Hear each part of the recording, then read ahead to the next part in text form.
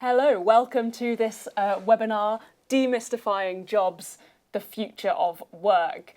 This webinar is part of the UniMythsBusted campaign run in collaboration between University Alliance and UCAS. I'm Annie Bell, I'm the Head of Communications at University Alliance. Before we start, I just want to thank a couple of other partners on the campaign, the Sixth Form Colleges Association, Push, the Careers People and Uni Taster Days. Now, with me I have two, I'd like to say experts in the future of work. So I've got Dr Annie Hughes from Kingston University. Would you like to introduce yourself briefly? Yeah, so I'm Dr Annie Hughes. I'm Head of Learning and Teaching Enhancement at Kingston University. Thank you very much. And also Kester Brewin for the Institute for the Future of Work. Hi, I'm Kester. I'm an Associate Director at the Institute for the Future of Work and was 25 years a secondary education teacher as well. Excellent. So you probably know a lot about what our audience today might be going through. Yeah, absolutely. And also, full transparency, skin in the game. I've got one son, second year of university, just finished, and a daughter who's just about to go off to Kingston to do Art Foundation. So all of this is kind of, really, really relevant for me and my peers, with lots of young people kind of around us thinking about next moves and labour market, etc. Great. Well, I can't wait to hear what you're going to share with us today. We've got both of you here because both of you have been part of research projects, Kester in your case, many research projects, looking at the future of work. And there are lots of issues coming up here. We live in a really tumultuous time in terms of work. We've got AI, what does that mean for the future of jobs, emerging kind of technical industries, things are progressing at a rate that they perhaps never have done before in history, and it's quite hard actually to know if a student is looking at potentially studying at university now, what sorts of jobs might be available by the time they graduate. And I know both of you have looked at this through various kind of projects and research. So I might come to you, Annie, first, because at Kingston University you have done a big piece of work called Future Skills. I wonder if you can talk us through that a little bit and some of the kind of findings that have come out of that. Yeah, sure. We, as many universities do, find it really, really important to develop the skills of our students, not just their academic competences, but also for them to understand really how they're developing their skills through their academic courses, but also through life as well. So we have a set of graduate attributes that we instill in our students through our programs, and they include really kind of two sets, I guess, of key skills. One is around the kind of higher skills of problem solving, analytical skills, that really ability to kind of think outside the box and be creative. And the other set of skills is around the kind of human orientated skills. So around empathy, emotional intelligence, kind of self-awareness. And we're trying to kind of develop those both those types of skills through our programs at Kingston. So each of the students at Kingston will come and they'll study their future skills modules, navigate, explore and apply. And one of the key things really is to be intentional about supporting students to really understand how they're developing their skills. And that may be through their academic programs, but it's also about the fact that they are developing them through their lives. We know students have got incredibly complex lives now. They're working, they've got caring responsibilities, they're commuting. In fact, one of my colleagues wrote a fantastic article quite recently called The 7:03 from Watford High Street to Dr Page's 9 a.m. lecture. And he talked about how this group of students navigated their way to Kingston for a 9 o'clock lecture. I think they had 4 train changes, 20-minute walk or a bus ride. So all of those things that students are doing now are building their resilience, their adaptability. So Future Skills is about developing the skill set, but it's also about ensuring students really recognise what skills that they are developing through their university life and life more broadly. So, yeah. Yeah, because it's very easy, isn't it? And we've done some research with young people at University Alliance and what they kind of worry about while they're at university. It's very easy to get focused on What grades am I going to get? What are the kind of hard practical skills, the subject-specific skills that I'm getting through my degree? And actually, it sounds like what you're doing is kind of almost encouraging them to look up and think, where else in my life am I developing kind of perhaps more transferable skills? Yeah. And how did you land on, you've listed some skills that you've tried to encourage your students to develop. How did you land on that list of skills? Well, that was based on research that was done through the Future Skills Report, where we talked to a lot of employers, industrial leaders about what they're looking for in their graduates. What are the skill sets that they're looking for in terms of, people coming in and them recruiting.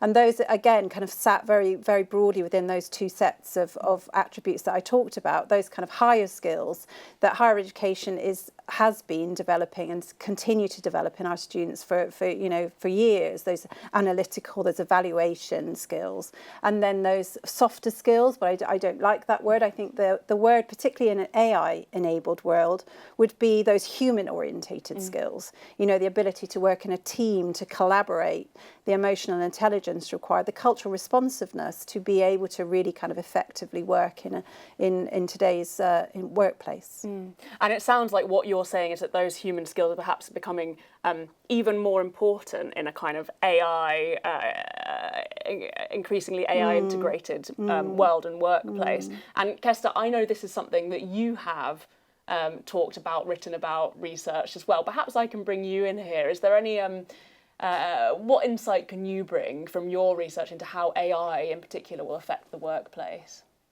Yeah, I mean, it's so fascinating reading the report from Kingston, and also hugely reassuring because it chimes so well with the work that we have done. So at the Institute, with funding from the Nuffield Foundation, we ran a 3-year kind of multidimensional project, the PIS Readers Review into the Future of Work and Wellbeing, led by a Nobel Prize-winning labour market economist. And one of the dimensions of that was to do with the kind of ways in which skills demands are changing.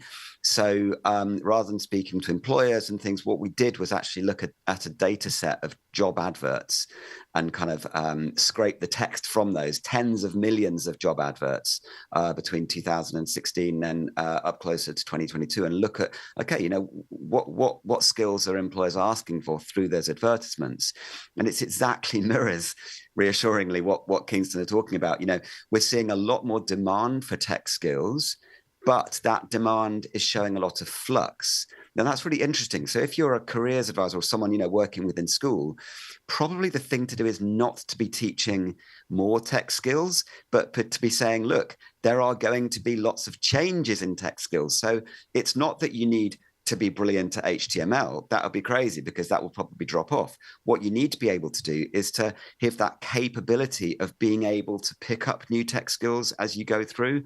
So it's that adaptability that we definitely see coming to the fore. The other thing that the research is showing us is, particularly in a labour market where we're seeing that AI influence, is that the kind of basket of skills that people are being asked to bring to their first workplace is kind of growing a bit. So it's that kind of wider thing of, look, you need those human-centered skills, but you also need some of this and some of this. So that sense of being broader about your skills is actually really, really important. That's why one of the major findings from that review was to kind of think, it's not so much about individual skills, it's about what we call capabilities. And that's slightly kind of a step back beyond skills to say, okay, what are the ways in which I am able to understand my skills, to apply them, to adapt them as I go through? And for schools having a kind of capabilities mindset, this is a place in which you are going to be able to grow your capabilities, to be able to have that positive thing like, yeah, I am someone who could pick up new skills. That's extremely important. And that going then into workplaces to think, is this a workplace where I will be able to flourish as a person? We know that's extremely important for young people as well. So the AI picture is changing things quite a lot. And it's really important that young people understand how that is happening. But the key thing is that, it's that broader basket of skills, and it's really emphasizing those human-centered skills that we know is going to be super important. That's really interesting. And I'm going to stay with you on that, if I may, Kester, because talking about the skills that employers are looking for, it might be easy as a kind of a careers advisor or a teacher in a school, advising a student who wants, as close as possible an assurance of a job after their studies, or indeed if they want to go straight into one, to look at where the kind of skills shortages are now in the economy. So do we have a shortage of civil engineers? Do we have a shortage of welders? Do we have a shortage of, I think, ballet dancers, actually? There's a shortage of ballet dancers at the moment in the UK. And so the temptation might be to say, well, you should get qualified for one of those jobs because that's where they're really looking for people right now. Would you say that is still the right approach, or would you say that we need to consider more kind of long term than perhaps just what you're going to do immediately after university?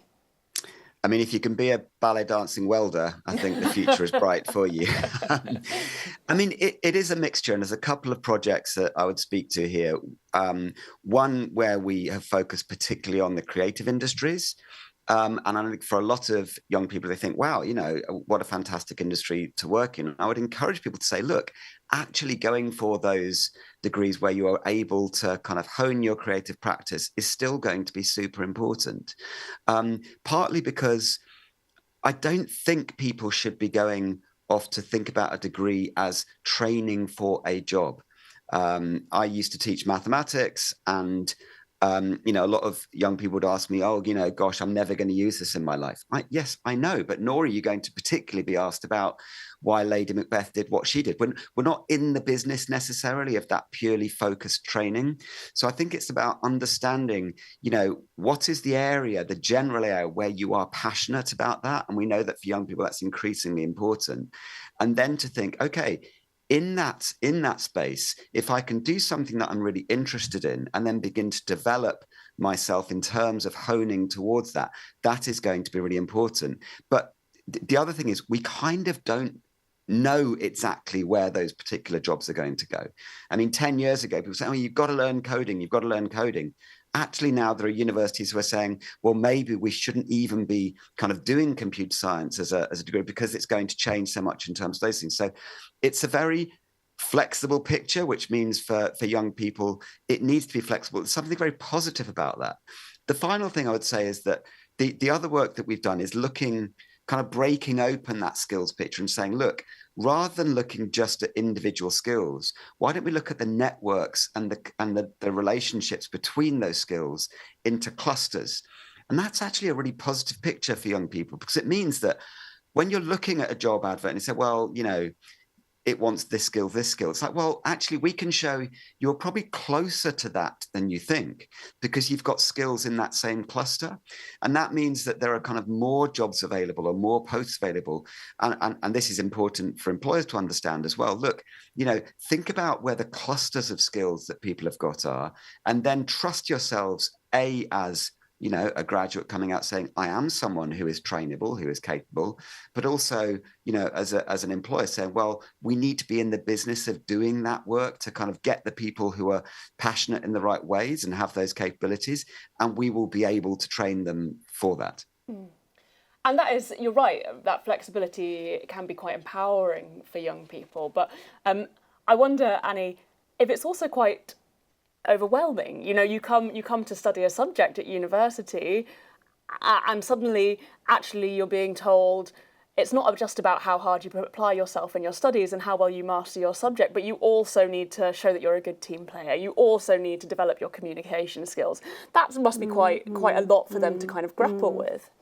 For sure. And I think the important thing is that it's embedded into their academic programme, which is one of the key things that we focused on in the future skills work that we've done. Because as I said earlier, students have got so many other things that they're also trying to do in their lives. that everything, it's so important to engage all students that it's actually in the curriculum. And then if we start changing our learning and teaching practice and the way we assess students, then that can really make it just part and parcel of their university experience.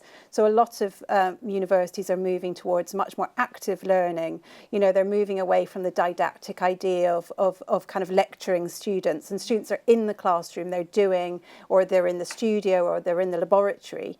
And so all of those skills around group work, collaboration, become part and parcel of their university work.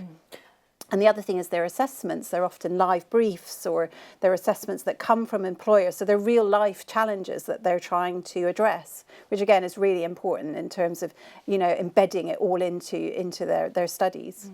And I suppose there's a task for those of us who are kind of involved in guiding those young people to make sure that we're helping them recognise the skills that they're developing as they're developing. So it's not just about giving them those opportunities, it's about encouraging them to kind of note down perhaps the skills that they've shown through each one. I mean, I would absolutely encourage the approach that we've taken at Kingston, which is around being intentional, around really supporting the personal and professional development of students. So getting them to recognise that when they're doing something, how that is actually informing their skill set and their skills development. And I think careers advisors and teachers should also be doing that, and I'm sure they are doing that, and building that confidence in students. You know, resilience isn't just about having a Duke of Edinburgh gold. Resilience is about kind of getting to the point where, you know, you're applying for university and really getting students to kind of be to recognise that, you know, that the resilience and the adaptability that they have had through their lives. So I think that's really important approach. Yeah. Okay. Yeah, I just to jump in, I couldn't agree more actually, and I think that's incredibly important, that what students need to do, and you know, in schools and career services, to become really much more reflective practitioners. That can be quite difficult, actually, particularly if you're trying to run your own. I'm like, oh gosh, you know I shouldn't be using my phone so much, or I know that using this LLM is maybe affecting my ability to have an attention span, etc., etc. But we've got to be more reflective users of the tools that we have, whether those, you know, whatever those tools may be. And as we become more reflective users, that then helps us to understand, okay, yeah, you know, this is actually what I kind of do value and think is important. And then when people are beginning to think about, you know, sectors or employers, whatever, are those places which are being reflective about tool use as well? Really, really important that people do that work of really thinking carefully about that, and perhaps doing that together rather than thinking about, oh, I've got to just, you know, do this on my own. And I think university is a fantastic place for that period of reflection to happen. You know, a remarkable opportunity for those who are able to do it, to go and you know, have some time doing some specific training, but also to reflect on, okay, you know, how am I going to be within this world with the tools that I've got, and be able to kind of think about those a little bit more carefully. So there's a lot that's changing, actually, and a lot that young people are going to have to do differently, and think differently about their careers and about their kind of activities whilst at school and at university. So let's bring it back to kind of practicalities. Our audience here are careers advisors, they are teachers in schools, they are supporting, you know, hundreds of young people to try and make their choices, and trying to provide personalised support to all of those people. So what would your advice be to those who are advising young people? How can they kind of help young people make sense of all of this and kind of try and decipher it to work out what the best choice for them is? I'll come to you first, Kester, and then to you, Annie. Yeah, one of the first things I would say is, you know, there's this kind of big narrative of robots coming for our jobs. And it's obviously important to be really cognizant about the changing labour market of that. But some work that we have done written by our director, Dr. Abby Gilbert, on what's called reframing automation, is to say, look, that picture is a lot more complicated. It's not just about job displacement that's going on. It's also about changes within jobs that are happening. So it might be that the level of discretion within the work that you're doing is changed by automation, or the level of intensification, or, you know, where I can work. And the reason I mention that is because it's important for young people to understand, look, it's not just this kind of weird thing of technology, AI, and it's taking all the jobs. Actually, there are some much more subtle things going on, and to be for careers advisors to help young people understand the nuances of those changes, I think is extremely important. I think it's also really important to help people, as I said, to be reflective and to understand values, that it's not just about, oh, I've got to get this number of UCAS points, or I've got to be able to do that. But, think about what really motivates you. That is going to be more important in the labour market going forward. We know that good quality work is going to come where people are kind of more intrinsically motivated about that. So if we're seeing young people say, oh, I want to do that because it will make me loads of money, you know what, probably that's not the best motivation structure for a kind of longer career of motivated work, which is what we're going to see people do that. And generally help people to understand the idea that frames everything we do at the Institute, which is the idea of good quality work. So rather than just having a job, but, what's a job that's going to give me a sense of dignity and a sense of autonomy and a sense of fairness and participation? Those are things which are kind of beyond the obvious things like, fair pay, et cetera, et cetera. That obviously, is not to deny that there are challenges in the labour market out there, but it's really important that people do that work of reflection and understanding so that they can begin to, form themselves through the choices that they make at the time they've got at university to be able to be better adapted to that when it comes to graduation. Brilliant, thank you, Kester. And Annie, what would your advice be? I would completely agree with all of those things, particularly around reflection and finding a pathway that really supports yourself and who you are as a person, including your values, etc. I think also the thing is, don't just look for your course, look across at the university's position on skills development and how they do that. So that you're looking at how you're going to university for 3 or 4 years, how actually you fit with that university and the way they develop and do their activities. So I think that's a really important part as well. I'd absolutely agree with Kester around the AI piece.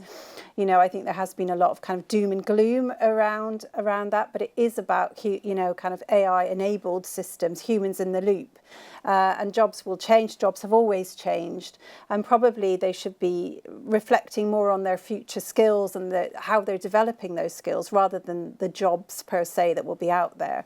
Jobs are changing all the time. They may have changed again when the student graduates. So I think it's really important to reflect on that and not just focus on their academic qualifications or their academic learning, but also that broader piece around their adaptability as individuals, their cultural competence, their emotional intelligence. All of those pieces that really reflect them as an individual. Brilliant. Thank you so much. And I'm sure there are plenty of careers advisors out there already who are kind of watching this and nodding and thinking, yes, that's where we place the importance as well. And it'll be reassuring to hear that, that's kind of supported by the research. And so I'm going to give each of you a final word because I know our audience will be really committed to including labour market insights in the kind of design and delivery of their advice. And so I'm going to allow each of you a moment to plug any of your kind of latest reports and research that you think will help people and that you'd recommend reading. I'll come to you, Kester, first. Yeah, so one piece of research is old skills, new skills, what's changing in the labour market, which was part of our PIST Readers Review, and also the project on reframing automation. If you have a particular interest in how the creative industries are changing, then we literally just published a report 2 weeks ago and launched that at South by Southwest and in the House of Lords, thinking about how the creative industries are changing. So hopefully those are really, really useful. And the final thing for careers advisors, I think, try and move away from data points for individual students to think about helping students to gather together and to discuss together where their priorities lie is also just kind of super important. Yeah, brilliant. That's a really good piece of advice. I personally love a data point, so I'm certainly guilty of leaning on that possibly too much. Right, Annie, a final word to you as well. I mean, I would obviously encourage careers advisors, students, parents, grandparents to read the Kingston University Future Skills report and Kingston's approach to future skills, particularly at how it's embedded in what we do through the 3 years of undergraduate study. It gives an insight of course, into employers and what they're looking for, but I think it does it in a way that really focuses on that broader skill set, and not just about the jobs that will be there. And I think focusing on the skill set, I think, is fantastic, because it gives each and every student the opportunity to really showcase their worth and really be confident in what they're doing. And that may look very different for many different students in terms of their circumstance, but the important thing is you are building a skill set, and you are, in all of the things you do, developing your future skills, and it's really important that you're confident in that, and you can showcase that, and you can showcase your significant worth to any university you choose to go to, or your future career. Fantastic. Well, thank you so much both. I definitely feel like I have learnt something there, and some great recommendations for bedtime reading for our audience as well. So I'm going to just remind everyone that this webinar is part of a series, the Demystifying Jobs series, which is part of the UniMythsBusted campaign. We do have 2 other episodes in this series, so please do check them out. You can find them in the same place as you found this one. They won't all be released at once. They're being released throughout June and September, so do keep your eyes open. Thank you so much again to both of my guests. Yeah, we look forward to seeing Thank you so much. what you do next.